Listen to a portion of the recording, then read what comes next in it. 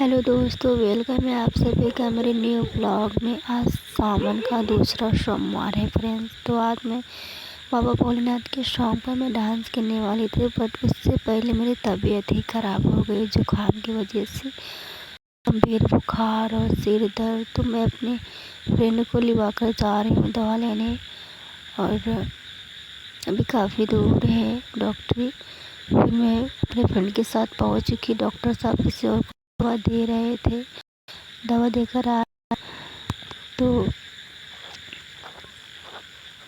मैंने भी अपना हाल बताया, ये समस्या है। तो डॉक्टर साहब ने दवा दी और हम लोग लौट चुके हैं फ्रेंड्स। तो दुकान में देखा समोसे गरम गरम निकल रहे थे, तो मैं और बेस्टी मेरी, हम दोनों ने समोसे लिए और घर वापस आ रहे हैं फ्रेंड्स। अब मिलते हैं नेक्स्ट ब्लॉग में। Bye bye.